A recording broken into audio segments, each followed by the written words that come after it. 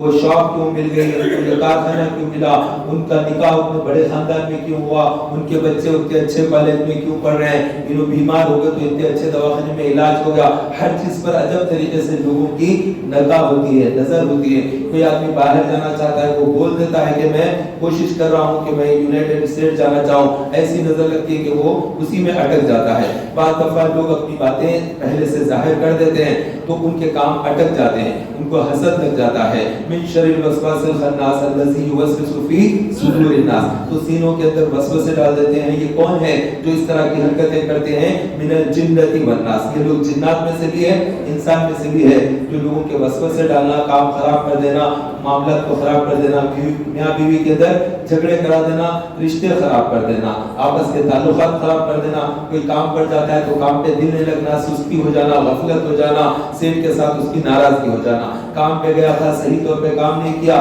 Customer اس سے ناراض ہو گیا. اچھا خاصا کام کرے، بعد میں پھر معاملہ داری خراب ہو گئی ہے. ایسے عجیب عجیب چیزاں انسان کی زندگی میں آ جاتے ہیں کہ ہم یہ قرض لیں گے، یہ پیپر رکھائیں گے گھر کے، کچھ قرض لے لیں گے اور اتنے دنوں میں ادا کر دیں گے. وہ ادا نہیں ہوا، وہ پیپر وہاں پر اٹک گئے ہیں، وہ دینے کو تیار نہیں ہے، یہاں سے پیسہ نکلتا نہیں، اور بڑی اماؤنٹ کا گھر ہے، چھوٹے پیسوں کے اندر گھر اٹک گیا ہے. ایسے کئی مشکلات کے اندر لوگ پھنس جاتے ہیں. یہ پھنسنا اور یہ مصیبتوں سے نکلنے کا جو طریقہ ہے اس میں ایک یہ ہے سورہ فلق، سورہ ناس. اس کو تین مرتبہ پڑھتے ہیں. یہ چیز کٹ کٹ کٹ کٹ ٹکڑے ہو کر گرتی ہے. جو فلق اور ناس مصیبتوں کو کاٹ دیتا ہے، حسد اور بری چیزوں کو کاٹ دیتا ہے. ان کو پڑھنے کا اپنا معمول بنائیں. اللہ کے نبی علیہ السلام پر جب ظالموں نے جادو کیا، جب یہودیوں نے جادو کیا، تو اللہ کے نبی علیہ السلام کو اللہ تعالیٰ نے یہ دو صورتیں عطا فرمائی ہے، سورہ فلق، سورہ ناس. قرآن مجید کی آخری یہ دو صورتیں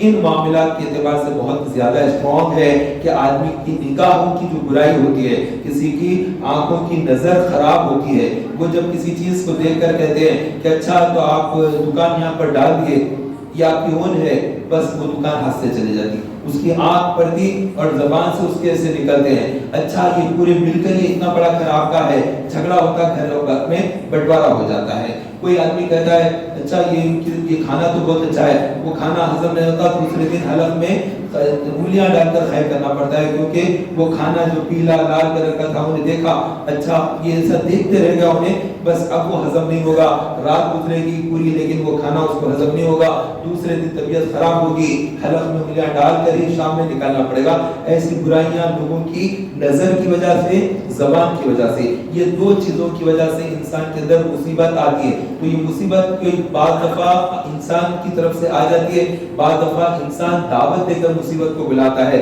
فیس بک پر اچھے اچھے فوٹو ڈالتا ہے، میں چکن کھا رہا ہوں، مٹن کھا رہا ہوں، فش کی یہ بھی ہے، مندی کو 4 دوستوں کے ساتھ گیا ہوں. اب وہ آدمی جو نظر لگانے کو بیٹھا ہے اس کو ویسے ہی مل گیا.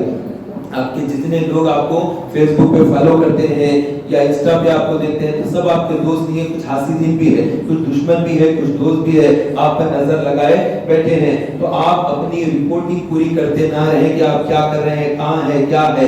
اگر کر رہے ہیں تو اس کے اندر مشکل آ جاتی ہے. اور کبھی آدمی سمجھتا ہے کہ چلو اب میرا تو انگلینڈ کا ویزا لگ گیا، میرا تو کینیڈا کا ویزا لگ گیا، اب میں جا رہا ہوں فلائٹ میں، اب یہ چیز کا بتاؤں گا، میں تو اب تک کچھ نہیں بتایا، یہ چیز بھی تمہیں نہیں بتانا تھا، یہ جو بتائے وہاں پر نوکری نہیں لگے، اٹک جائے گا وہاں جا کر، جاب نہیں لگ رہی ہے، یہ ہو گیا. ارے کیوں بھائی، جانے میں تو اتنی آسانی تھی، پیپر بن گئے، ڈاکومنٹ بن گئے، ای میل آ گیا، جب جا کر جب آپ سبمٹ کر رہے تھے وہ ٹائم پر بھی آسانی تھی، انٹرویو اتنا آسانی سے ہو گیا، سیکنڈ انٹرویو کی ضرورت ہی نہیں پڑی تھی، پہلے میں ایسا ہو گیا، ڈاکومنٹ برابر تھے، بلڈ ٹیسٹ کے اندر برابر ہے، ساری چیزیں اچھی ہوئی، پھر آپ کے ڈاکومنٹ تیار ہو گئے، پیپر کم میں بن گئے، آپ پہنچ گئے، پھر واپس آنے کا کیا ہوگا؟ نہیں اتنے دن کی رہنے کا تھا، لیکن پیپر یہاں پہ صحیح ہونے کے باوجود بھی جاب نہیں لگی، پتہ نہیں کیا ہوا. جو آدمی میرے کو بولا تھا مدد کرتا ہوں انہیں بدل گیا، لیکن اس کی ماں کی طبیعت خراب ہو گئی تو انہیں وہاں سے وہ واپس آ گیا، میں آیا انہیں ادھر نہیں تھا، کچھ نہ کچھ ایسے وجوہات بن گئے،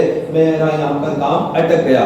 یہ آپ جو جاتے وقت اڑان کی جو ویڈیو دیکھ رہے تھے نا، اس وقت آپ کو سوچنا چاہیے تھا کہ میں جا رہا ہوں. آپ نے 1000 آدمیوں کو اطلاع دے دی، آپ نے انسٹا پہ فیس بک پہ ڈال دی، اس میں سے 2-3 وہ دے کے بس وہ دے کے اور آپ کا کام گیا، یہاں سے ہو گیا خراب. تو آپ کو پتہ ہی نہیں چلتا کہ آپ نے اپنی انفارمیشن دے کر کتنا بڑا نقصان کا کام کیا ہے. اپنی باتیں بتاتے رہنا اور پھر لوگوں سے کہنا کہ کسی کو نہ کہے، یہ بھی غلط ہے. اور آج کل جو ایک دم ہزاروں لوگوں کو ایک ہی وقت میں بتا دیا جاتا ہے تو وہ تو اور بھی زیادہ غلط ہے، اس میں معاملات کبھی خراب ہو جاتے ہیں. اب وہاں جانے کے بعد دعا کیجئے جاب نہیں لگ رہی، دعا کیجئے فلاں لائسنس نہیں بنا تھا، وہ بھی فلاں کارڈ بن گیا تو ہوتا تھا، میں ڈرائیونگ کرنا آتا مگر یہاں پر یہ نہیں بنا. کیا کیا عجیب عجیب چیزوں کی وہاں پر لوگوں کو کچھ پیپرز کی ضرورت ہوتی، وہ ہو گیا تو ان کو اتنے ڈالر ملیں گے، وہ نہیں ہوگا تو کم ڈالر ملیں گے. میں اگر اتنا کر لیتا تو اچھا تھا، یہاں پر یہ اٹک گیا وہاں پر وہ اٹک گیا. کئی چیزوں میں آدمی پریشان ہوتا ہے. تو ان چیزوں سے بچنا ہے تو اپنی باتیں زیادہ لوگوں کو نہ بتائیں. فیوچر کی باتیں تو ہرگز ہی نہ بتائیں کہ آپ مستقبل میں کیا کرنے والا ہے، کل میں کیا کروں گا. کہ آپ کو کیا ضرورت ہے کسی کو بتانے کی، رات میں جا رہا ہوں وہاں پر، یہ بھی بولنے کی کیا ضرورت ہے. ہاں جس کو ساتھ لے جانا ہے، جس کو انفارم کرنا ہے، جس سے مقصد ہے کوئی بات کا، اس کو بولے. غیر ضروری کئی لوگوں میں اپنے فیوچر کے بارے میں، اپنے معاملات کے بارے میں، میرا ارادہ ہے کہ وہ گھر رہن پر لینا تھا، ابھی 3.5 لاکھ روپے تھے اور 2 لاکھ کی چٹھی تھی، یہ سب آپ بات کر رہے ہیں تو اس کو سمجھ میں آئے گا کہ اس کے 2 لاکھ ہے، اس میں سے کسی طریقے سے اٹھانا ہے اس کے پاس سے پیسہ. تو بدنیتیاں ہوتے ہیں، برے خیالات ہوتے ہیں. آپ آسانی سے جب کہہ دیتے ہیں کہ میں یہ کروں گا یہ کروں گا تو وہ بتا کہ بات سر یہ ہے تو اب اس کو ایسا ایسا کر کے یہ لے لینا. تو وہ اپنی پریشانیاں مصیبتیں سنائے گا، پیسے مانگے گا، میں ڈاکومنٹ دوں گا، وہ ایک ڈاکومنٹ کے کئی کاپی بنا کے ادھر بھی دیا ادھر بھی دیا، گھپلے بازیاں کر دیتے ہیں. اوریجنل لے دے کے یہ دیا بول دیتے ہیں، اسی کو یہ چھ میرے پاس وہ گم گیا کہتے ہیں. اس طرح سے دھوکے بازیاں کر کے پیسوں کے معاملات خراب کر دیتے ہیں. یہ آپ کی اپنی غلطیاں ہوتی ہے. رشتے کے معاملات کے اندر بھی اس طرح کی چیزیں ہوتی ہے کہ پہلے سے رشتوں کے بارے میں بول دیتے ہیں کہ فلاں جگہ رشتہ، وہ لوگ رشتے کو توڑا دیتے ہیں، رشتے بننے نہیں دیتے. بعض دفعہ رشتے کے معاملات ہو جاتے ہیں اور رسم کے اندر ملاقات ہوتی ہے، رسم میں ایک دوسرے کو دیکھتے ہیں تو معلوم ہو جاتا ہے ان کا رشتہ ان سے لگا. رسم ہونے کے بعد کچھ ایسی غلط باتیں بول کر وہ رسم توڑا دیتے ہیں. قریب کے رشتہ دار ہوتے ہیں، پہچان کے لوگ ہوتے ہیں، ایسی غلط حرکتیں کر دیتے ہیں. کبھی نکاح ہو جانے کے بعد شادیاں توڑا دیتے ہیں، غلط چیزیں لوگوں کے درمیان میں ڈال دیتے ہیں. یہ اس قسم کے لوگ خناس ہوتے ہیں. یہ جیسے ٹوائلٹ کے شیاطین ہوتے ہیں ایسے ہی خناس ہوتے ہیں. لوگوں کے درمیان میں آپس میں گڑا دینا، لڑا دینا، جھگڑے کرا دینا. ان آفتوں سے اگر آپ کو بچنا ہے تو آپ کو چاہیے کہ آپ کچھ پردے میں رہیے. ہر چیز بولنا ضروری نہیں ہے، سب کچھ اپنی باتیں ایک دم لوگوں کے سامنے ظاہر کر دینا ضروری نہیں ہے. آپ کو جن سے بولنا ہے اسی تک بولے اور جن سے کام ہے انہی سے کام رکھیں. غیر ضروری ایک ایک بات کو پھیلا کر لوگوں کے اندر عام کر دینا، وہ سب اپنے لیے مصیبت کا دروازے کھول لینا ہے. جو بات اپنی زبان میں اپنے ہونٹوں کے اندر نہیں ٹک سکی وہ دنیا میں کیا سمائے گی. جب بول دیا دوسروں کا ہوگا، اس کا ایک خاص دوست ہوتا ہے وہ اس کو بولے گا، پھر اس کا اپنا خاص دوست ہوگا. کسی کو نہیں بولنا میں تجھے بتا رہا ہوں، وہ ایک خاص دوست کو بولتے رہے گا. کسی کو نہیں بولنا میں ایک کو بول رہا ہوں. اور اس طرح سے بات پھیلتی چلی جائے گی، پھیلتی چلی جائے گی. پھر پلٹ کر آئے گی تو وہ تھوڑا بڑھ کر آئے گی. میں اتنا نہیں بولا تھا، انہوں نے بڑھا کر تھوڑا بول دیا، تو بولتے بولتے باتیں بدل بھی جاتی ہیں. تو اس طرح سے واحیات چیزیں ہوتی ہے. تو زبان کی احتیاط کریں اور اپنی زبان پر استغفار بھی رکھنا ہے. اور یہ جو چیز اثرات وغیرہ جو ہو جاتے ہیں اس طرح سے یہ شیاطین کی شر سے ہوتے ہیں. اور لا حول پڑھنے سے 2 میل کے فاصلے تک یہ چیز بھاگتی ہے. اور لا حول ولا قوت الا باللہ یہ بڑا بھاری کلام ہے. جب اللہ تعالیٰ نے عرش اعظم بنایا، فرشتوں کو حکم دیا اٹھاؤ، فرشتے اٹھائے نہیں اٹھا.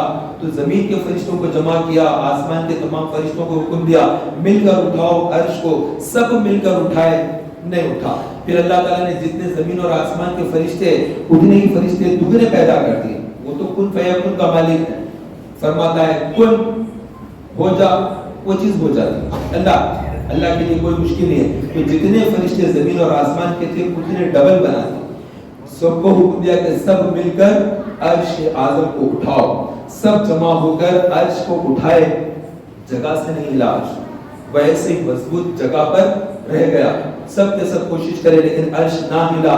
اللہ تعالیٰ نے انہیں ایک تسبیح دی، فرمایا کہ یہ تسبیح پڑھ کر اٹھاؤ. وہ انہوں نے تسبیح پڑھی. وہ تسبیح پڑھ کر جیسے ہی اٹھائے وہ عرش کی ایک دم بلندی کی طرف جانے لگا. تسبیح کیا تھی؟ لا حول ولا قوت الا باللہ. لا حول ولا قوت الا باللہ. پڑھیے لا حول ولا قوت الا باللہ. لا حول ولا قوت الا باللہ. لا حول ولا قوت الا باللہ. کوئی طاقت نہیں ہے مگر اللہ کی طرف سے. تو اٹھاتے ہی اٹھ گیا, اور اٹھا تو ایسا اٹھا کہ اٹھتے ہی چلے گا. تو فرشتوں نے اس کو پکڑ لیا. اب فرشتوں نے اس کو تھاما اور وہ فرشتوں کو تھاما ہوا ہے. اس طرح وہ اس کے ساتھ لٹک گئے اور وہ عرش اعظم کی طرف, عرش اعظم بلندیوں کی طرف چلا گیا. ایسا اٹھنا تو اس طرح سے اٹھا. تو کبھی کوئی کام اٹک جاتا ہے, ہٹتا نہیں, سرکتا نہیں. شادیوں میں رکاوٹ, نکاح رک گیا ہے, طلاق کے قریب واقعات آ گئے ہیں, گھر میں جھگڑے ہو گئے, رسم نہیں ہو رہا تھا, اور وہ ضمانت ایسی ہو گئی تھی, مال یہاں رکھا تھا, ڈاکومنٹ وہاں پھنس گئے. ایسے معاملات آتے ہیں. گندے خیالات وسوسے دماغ میں آتے ہیں. سوتے وقت میں غلط باتیں, خیالات آتے ہیں. لوگوں کے ساتھ بات چیت کرتے وقت میں صحیح بات نہیں آتی ہے, جو بولنا ہے وہ منہ سے نہیں نکلتا ہے. ایسے کب بھی معاملات ہو جائیں تو فوری سے کیا پڑھنا ہے؟ لا حول ولا قوت الا باللہ. لا حول ولا قوت الا باللہ. انشاءاللہ وہ چیز سرک جائے گی, اٹکی ہوئی چیز نکل جائے گی, بگڑا ہوا کام بچ جائے گا. باباؤں کے پاس جا کر وہاں پر وہ پڑھتے ہیں کچھ اس طرح سے, نیمبو ہوتا ہے, ایسی چند چیزیں ہوتی ہیں, ناریل وغیرہ, مرغا کاٹ دو یعنی تو بکرا لے لو, یہ ساری چیزیں کرتے ہیں. بکرا کاٹ کر اس کو بکرا بنا دیتے ہیں. تو یہ اس طرح کی چیزیں ہو جاتی ہیں. تو یہاں پر پیسوں کا مالی نقصان بھی ہو جاتا ہے. 10,000 کا علاج ہوگا, 28,000 لگیں گے, 27,500 کا علاج ہے. اس طرح سے چٹھیاں دے کر آدمی جو علاج کیا تھا اس کو پورا کا پورا کنگال کر کے چھوڑتے ہیں. وہ آیا تھا کہ صحت خراب ہے, اس کی مالی حالت بھی خراب کر کے چھوڑ دیتے ہیں. پہلے سے وہ بولتا ہے کہ 25,000 کا قرضہ ہے, اس کو 50,000 کا مخلوط بنا کر بھیجاتے ہیں. اس کی مدد نہیں کرتے, اس کو لوٹ لیتے ہیں جتنا اسے لوٹنے کا بنتا ہے. تو ایسے قسم کے لوگوں سے بھی بچنا ہے. علاج میں نے آپ کو بتا دیا ہے, اس کا علاج, اپنا علاج آپ خود کریں. اور جو ہے ایک کتاب ہے میری, روحانی علاج, 99 روحانی علاج. تو اس میں بھی عجب عجب بیماریوں کے عجب عجب علاج ہے. تو وہ بھی انشاءاللہ تبارک و تعالیٰ پڑھیں گے. عورتوں کو زیادہ پسند آتی ہے, گھروں میں پڑھتے ہیں تو الحمدللہ وہ پڑھتے ہیں, بہت تیزی کے ساتھ تاثیر آتی ہے. اس میں کوئی احادیث وغیرہ بھی نہیں ہے, کوئی بزرگوں کا قول نہیں ہے, ڈائریکٹ قرآن کی آیتیں, راست قرآن کی آیتیں, اسٹرانگ آیتیں پڑھنے کے ساتھ ہی اس میں شفا ملتی ہے, پڑھنے کے ساتھ ہی رحمت ملتی ہے. اللہ تبارک و تعالیٰ ہم سب کو قرآن کا فیضان عام کرنے کی توفیق عطا فرمائے, اور قرآن سے فیضان حاصل کرنا سعادت نصیب فرمائے. آمین بجاہ نبی.